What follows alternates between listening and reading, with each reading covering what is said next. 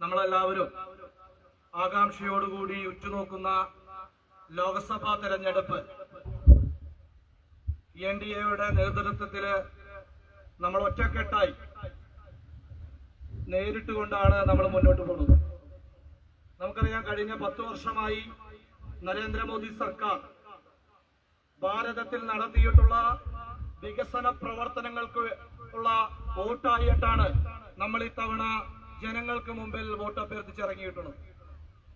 ഈ ഒരു സാഹചര്യത്തിൽ നമ്മളോട് എതിരിട്ട് നിൽക്കുന്ന ഇരു മുന്നണികളിൽ നിന്നും വ്യത്യസ്തമായി ജനങ്ങൾക്ക് മുമ്പിൽ വളരെ ആത്മാർത്ഥമായി വോട്ട് അഭ്യർത്ഥിച്ച് ചെല്ലാൻ സാധിക്കുന്ന ഏക സ്ഥാനാർത്ഥി എൻഡിഎ സ്ഥാനാർത്ഥികളാണ് എന്ന് നമുക്ക് അഭിമാനത്തോടുകൂടി പറയാം.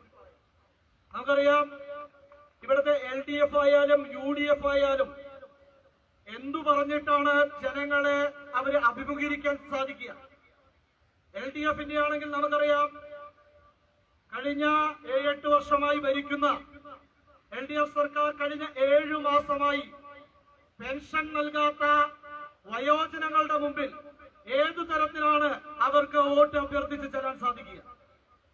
കഴിഞ്ഞ 13 മാസമായി ക്ഷേമനിധി പെൻഷനുകൾ കൊടുക്കാത്ത ഈ LDF ഗവൺമെന്റ് ഭരണാധികാരികൾക്ക് എങ്ങനെയാണ് ഞങ്ങൾക്കൊരു വോട്ട് നൽകണമെന്ന് പറഞ്ഞുകൊണ്ട് ഈ ഇവിടുത്തെ സാധാരണക്കാരായിട്ടുള്ള ജനങ്ങളുടെ മുമ്പിലേക്ക് ചെല്ലാൻ സാധിക്കുക?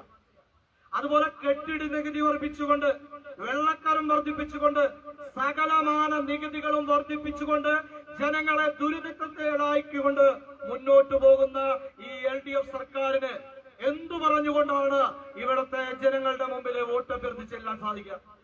മറുവശത്ത് നോക്കുന്ന സമയത്ത് നമുക്കറിയാം, ലോകത്തുള്ള മുഴുവൻ പാർട്ടികളെയും കൂട്ടിയിണക്കിക്കൊണ്ട് നട്ടലില്ലാത്ത ഒരു മുന്നണിയായിട്ടാണ് ഈ കേരളത്തിലെ UDF എന്ന സംവിധാനം മുന്നോട്ട് പോകുന്നത്.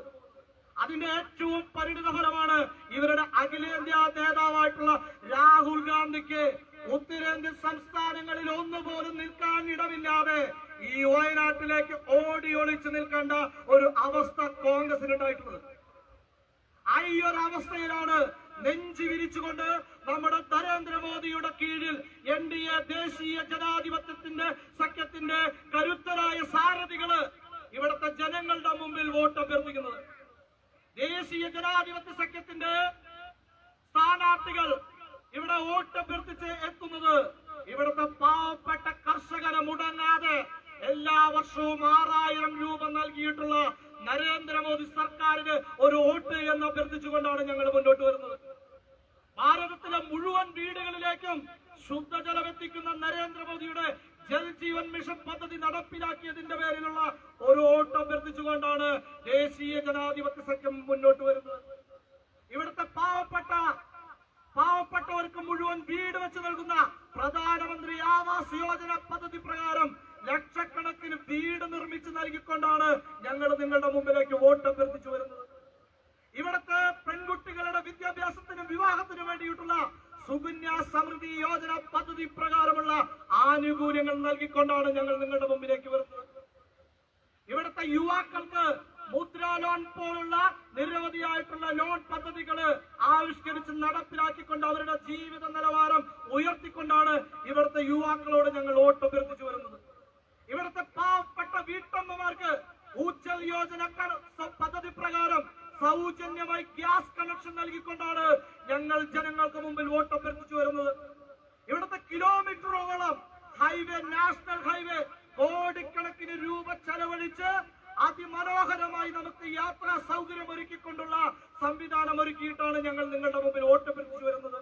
ഇതുപോലെയുള്ള 100 കണക്കിന് ജനക്ഷേമ പദ്ധതികളും ആനുകൂല്യങ്ങളും വികസന പ്രവർത്തനങ്ങളും ഈ ജനസമക്ഷം വെച്ചുകൊണ്ടാണ് ഭാരതീയ ജനതാ പാർട്ടിയും NDAയും BDJSന്റെ അടക്കം ഞങ്ങളുടെ സ്ഥാനാർത്ഥികൾ KA ഉണ്ണികൃഷ്ണൻ ഇവിടുത്തെ സാധാരണക്കാരായിട്ടുള്ള ജനങ്ങളുടെ മുമ്പിലേക്ക് വരുന്നത്.